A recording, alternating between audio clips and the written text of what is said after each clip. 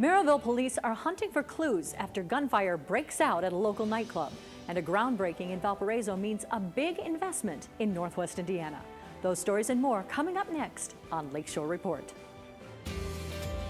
The Indiana University Northwest School of Business and Economics is the only public institution in the region to hold AACSB International accreditation.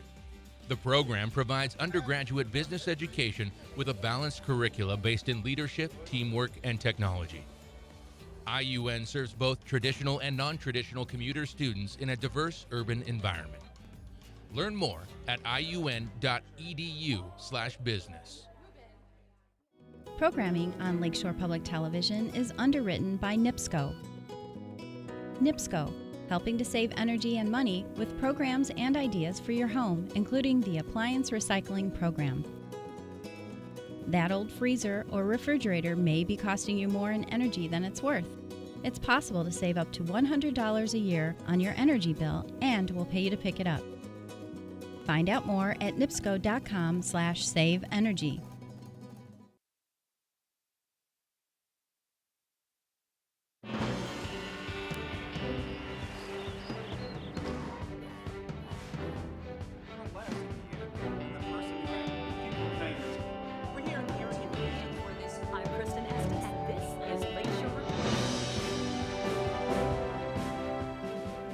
Maryville police are continuing to investigate a shooting that injured 3 people last weekend outside of Rain Ultra Club.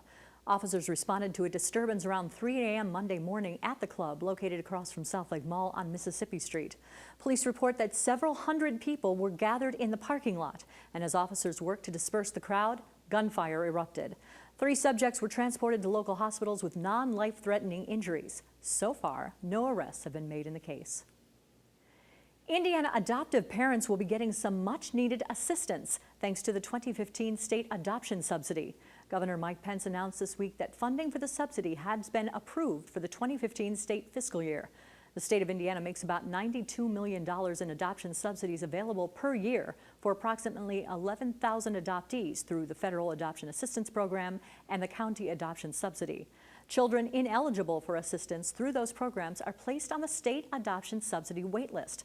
Mary Beth Bonaventura, director of the Indiana Department of Child Services, says that Governor Pence, quote, has a heart for adoptive and foster families, unquote, and that DCS is grateful funds have been found to help support those who adopt in Indiana.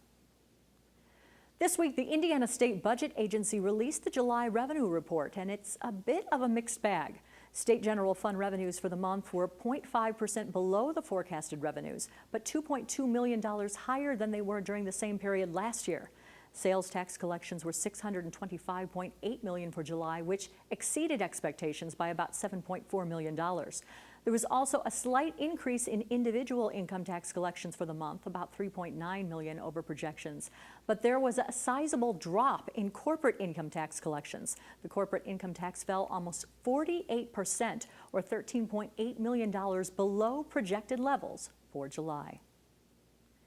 It's a good news, bad news situation for Indiana farmers. The federal government says it's expecting Indiana and the rest of the nation to have bumper crops of corn and soybean this year.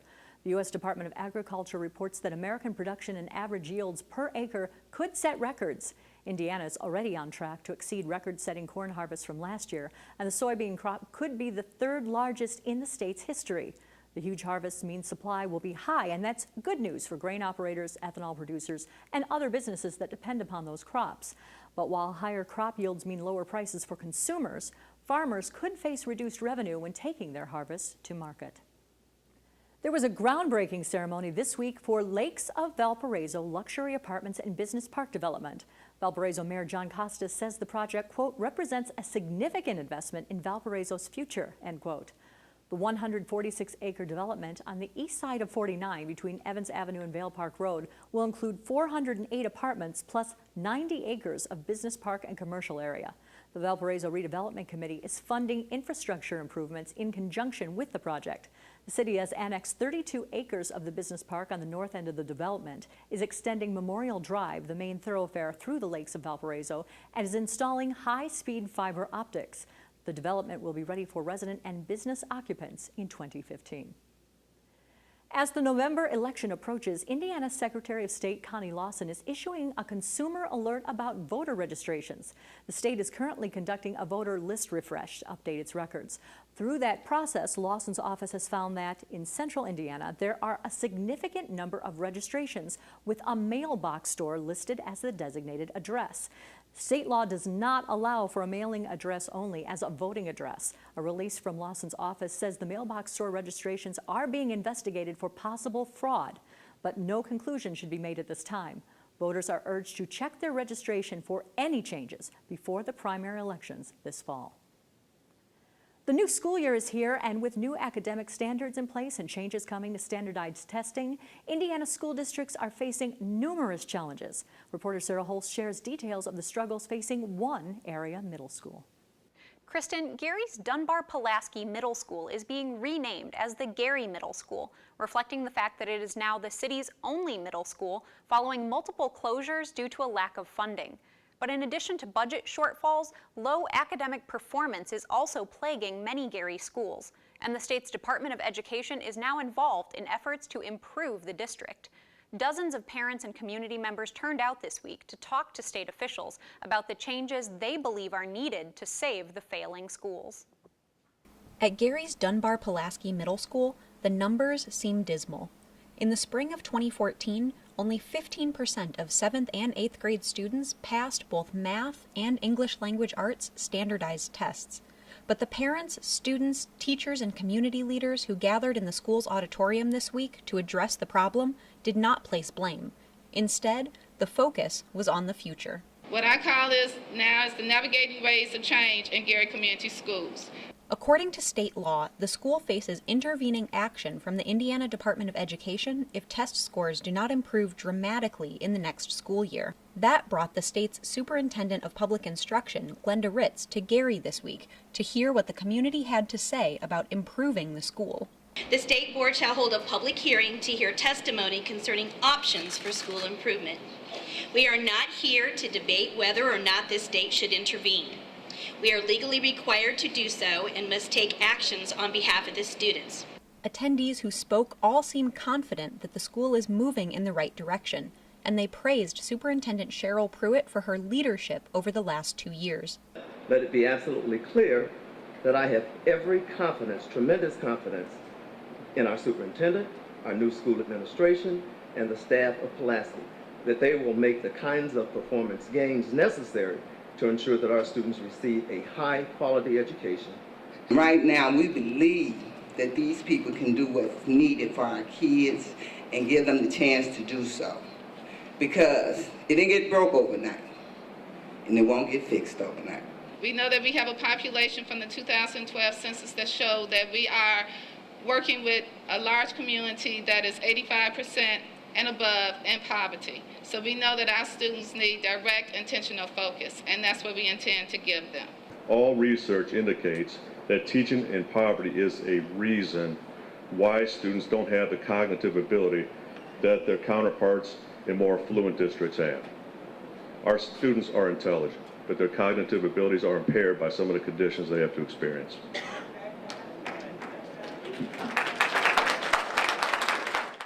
Representatives from Ivy Tech Community College, Indiana University Northwest, and Methodist hospitals each spoke of partnerships they have recently created or expanded with Dunbar-Pulaski. School officials talked about recent steps taken to increase teacher accountability and improve technology. Various reading comprehension strategies will be emphasized bi-weekly to help to increase students' reading skills. PBIS, Positive Behavior Intervention and Supports, will begin with parents and staff creating a behavioral plan for all our students. UTEP will utilize our extensive network of urban educators to design and conduct 4 professional development workshops for teachers during the 2014-2015 academic year on culturally responsive pedagogy. At the end of the day, we have to have the resources to do things. We have to have the support to do those kinds of things. Methodist Hospital is willing to be the partner to work with these projects. State legislators voted to ditch national Common Core standards last year, and new standards, although similar, were only developed a few months ago. For Dunbar-Pulaski, the new system will be implemented in a year when stakes are at their highest. Another year of failing grades could mean state takeover or the closure of the school. But the community didn't seem fazed. We have a commitment to creating an academically enriched environment where students will become self-sufficient and critical thinkers. All that we feel that is needed at Dunbar-Pulaski is support and some additional interventions. I have full faith in what they've said today and what they can do. And I think basically what we're saying here in the vernacular of the young people in here is, we got this. We got this. Well, Gary isn't the only school district facing challenges this year. Regionally Speaking host Steve Walsh recently spoke with 2 local school officials about what students and educators could expect this fall.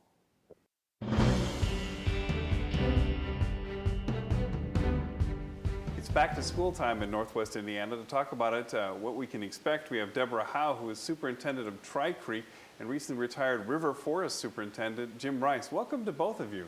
Thank you. All right, let's just start off. It's new school year starting. Some schools have already started up already. What can we expect this year? This year is going to be really exciting. We're going to continue with our one-to-one technology initiative, so students in grades 4 through 12. And that's at River Forest. No, that's at Tri-Creek. That's down at Tri-Creek. You've got Right. some new plans there. Right. Though in general, there are some things going on, including some new state standards and the like. How is that changing things? And have teachers been preparing all summer long for this? Teachers have been preparing over the last several years for the increase in rigor in the standards, whether they were the core standards or for the Indiana state standards. And so they're just incorporated into our curriculum maps. So you feel pretty confident this is going to be smooth sailing. Is that true for most districts?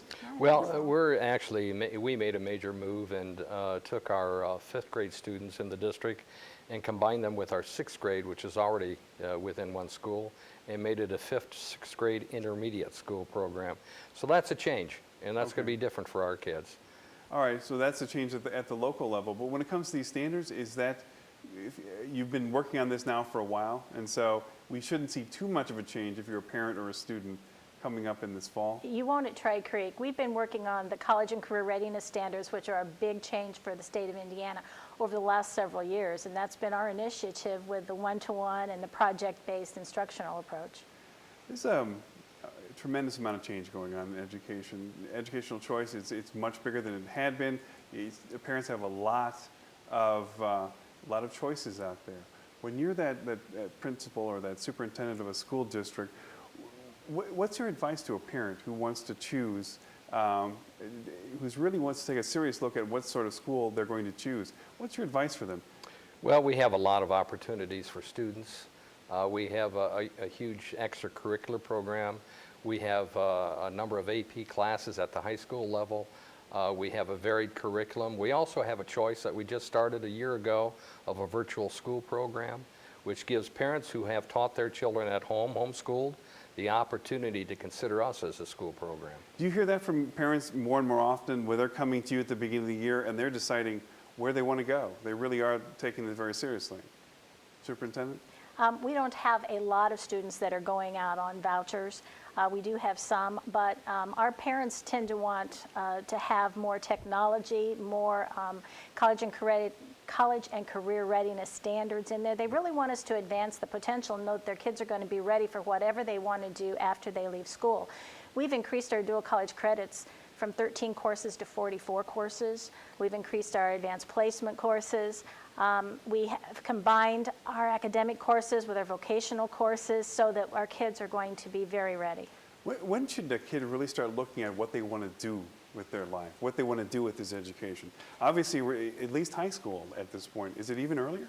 Oh yes, I think you can take a look at what your career in the junior high level and discuss that, and a lot of our students do. We emphasize that and move through and make various changes and thoughts on what they want to do when they finish high school. Some courses or some careers you're going to need higher level courses, and so that actually does start about 7th grade so that you can accelerate students so that they can be ready for when they go on to college. Is that a tremendous change over the last couple of years, that you really have to get started very early if you want to get in the career that you're interested in. I don't know that that's been a change for a need. I think it's been a change for a focus. I think the emphasis has changed. I think it is more important for us to take a look at what students' interests are very early in their career. Went very early in. Started the school year. There must be a tremendous amount going on right now. There's a lot going on. We have all the teachers in right now getting their rooms ready. We have them in training for different things, and kids come on Monday. All right, well, there you go. This has been Tri-Creek Superintendent Deborah Howe and retired River Forest Superintendent Jim Rice. Thank you both for being on. Thank you. One Washington-based congressional leader visited the region this week to check in with constituents after signing milestone legislation. The bipartisan deal authorizes $17 billion to fix what Congress has labeled systemic problems in the Department of Veterans Affairs. See how Congresswoman Jackie Walorski's own tour of duty in Indiana is set to help Hoosiers who serve their country abroad. And it just breaks my heart. 73-year-old Wanda Ludwig of Knox, Indiana is hospitalized in intensive care at IU Health Stark Hospital, but she's only concerned about her veteran brother. My brother was in the Vietnam War, and he lost an eye, and he has shrapnel right now in his brain. I just thank God for this hospital. She knows no fresh faces. I don't know no strangers. My mother was that way. I love everybody. And today, meeting United States Representative Jackie Walorski proved no different. You're a fantastic lady. Oh, I appreciate it. Oh, yeah, he's my baby brother. Good. Walorski, on a two-day tour of Indiana's 2nd congressional district, wanted to meet veteran families to celebrate the signing of a bill this month to reform the Department of Veterans Affairs. Veteran Bill H.R. 3230 is the legislative answer to months of hearings detailing falsified medical records, long wait times, and preventable deaths at VA facilities. They went and fought for this country, for the freedom that we have right now. They went over there and they fought for our freedom, and they deserve better than what they've been getting. Walorski, a member of the Veterans Affairs Conference Committee, says the agreement includes $10 billion in emergency spending to help veterans obtain care outside of the VA. Even though a lot of folks thought that the story stopped with the president signing the bill last week, the story is just starting. Walorski says her district, a mostly rural landscape, will benefit strongest by a bill provision allowing veterans to seek primary care at a local hospital if they live more than 40 miles from a VA facility. You know, I was raised rural. In this congressional district, you know, half this district is rural. It's very, very difficult to access services.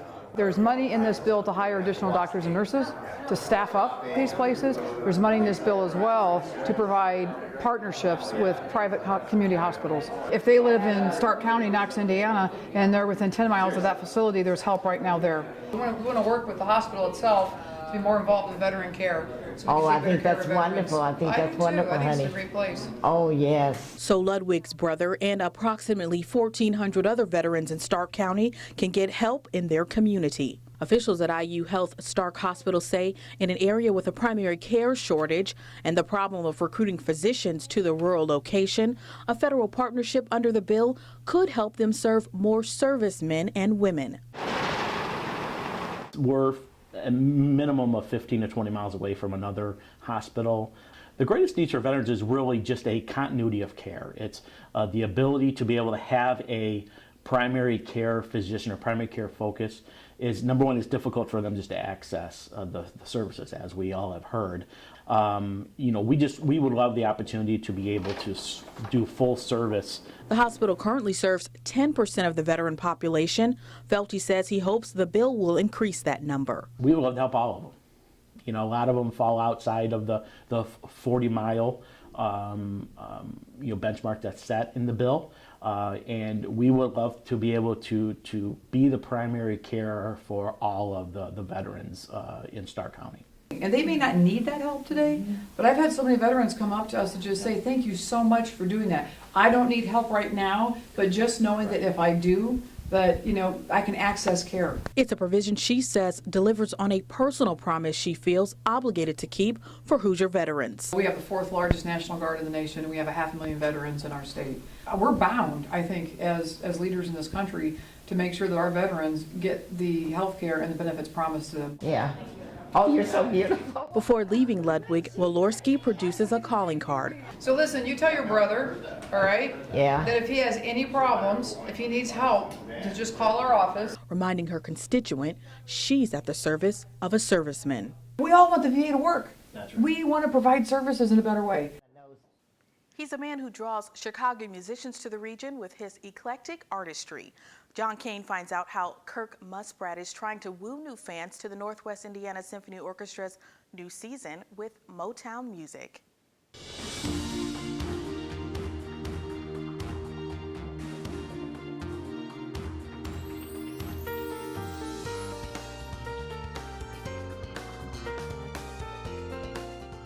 Hi, joining me for this edition of Eye on the Arts is Kirk Muspratt, Music Director of the Northwest Indiana Symphony Orchestra. Kirk, always a pleasure to have you here. Hi, John. Hi. So we're kicking off another season.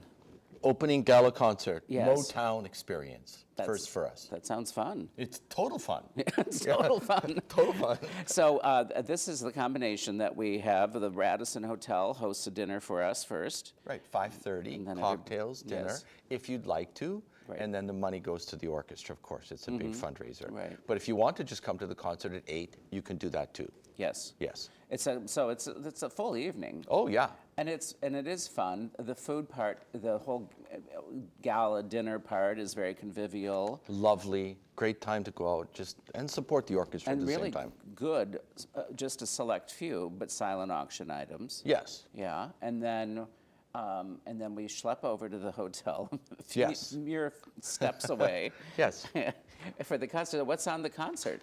Well, I brought you a list of 36 pieces, John. You're not going to read them all. No. I don't know. Stop in the Name of Love. I'll be there. Tears of a Clown. If you're a guy, Ain't Too Proud to Beg.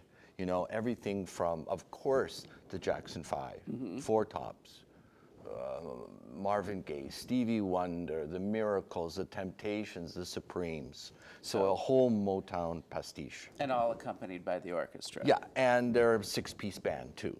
Oh, yeah. okay. So really a hot night. So singers? Oh yeah, 4 singers who sing everything. And we also thought because Motown downtown right now is such a huge hit and opening in Chicago that people would also just be interested to, leave work and come to our concert. Right, because it's instead. easy access. It's easy and it's a lot cheaper. Oh, free parking. Free parking, yeah. Yeah, it's way cheaper. Yeah. Way cheaper of an evening, even if you combine both the gala and the concert. Oh yeah. Which right you don't next have door. to do. Which you don't have to do. You can just come to the concert if you want. Right. But we appreciate it if you'd come to the gala too. And sometimes just 4 friends will get together and say, oh, let's buy part of a table, and they come, Yeah. And then Yeah. 4 other people Good get idea. together. Okay, well, thanks for being here to tell us about it, thanks. giving us a taste of it.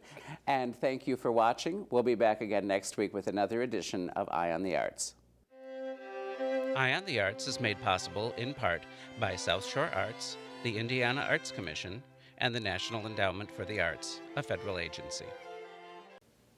If you'd like to see more about John Kane's programs, you can go to our website, lakeshorepublicmedia.org. You can find out more about this particular program and all the Eye on the Arts things. We kind of keep it there just for our viewers.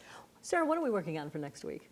Well, I'll be talking about what's going on with Mount Baldy. As you all remember, I'm sure, last summer it was closed after a young man fell into a hole there, and they've been doing some research and trying to determine why those holes are opening up along the face of the dune. Talked to some local researchers and some researchers from around the country who are looking at what's going on there. So And they found, like, recently another they hole. have. One of the researchers even mentioned just this week another hole has opened up. So definitely something interesting, and I think the whole region is kind of wondering what's going on there. Well, because the dunes is such a vital and important part of Northwest Indiana. You Yeah. want to see it be safe and accessible to everybody because it's a wonderful place. Yeah.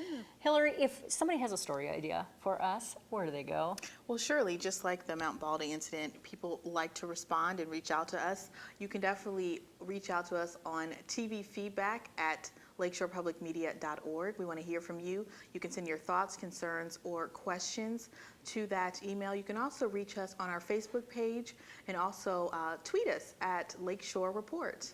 Sarah, Lakeshore Public Media is going to be out and about a little bit this weekend. Yeah, if you'd like to meet up with us in person, you can come out to the Lubeznik Center's Lakefront Art Festival that's going on in Michigan City this weekend, Saturday and Sunday, and Lakeshore Public Media will be out there. I myself will be out there some of that time, so come on out. I hear there will be over 100 arts and crafts vendors, so I'm sure I'm going to buy something. Art Festival. I've been there before, and it's great because it's right on the shore there. Yeah, it's really very nice. neat. Well, if you'd like to see more of our reports, as I said, go to lakeshorepublicmedia.org. We're so glad you could join us. We hope to see you again next week on Lakeshore Report. The Indiana University Northwest School of Business and Economics is the only public institution in the region to hold AACSB International accreditation. The program provides undergraduate business education with a balanced curricula based in leadership, teamwork, and technology.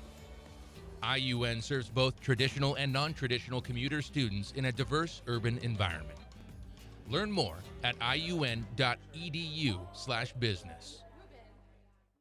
Programming on Lakeshore Public Television is underwritten by NIPSCO. NIPSCO, helping to save energy and money with programs and ideas for your home, including the Appliance Recycling Program. That old freezer or refrigerator may be costing you more in energy than it's worth. It's possible to save up to $100 a year on your energy bill, and we'll pay you to pick it up. Find out more at nipsco.com/saveenergy.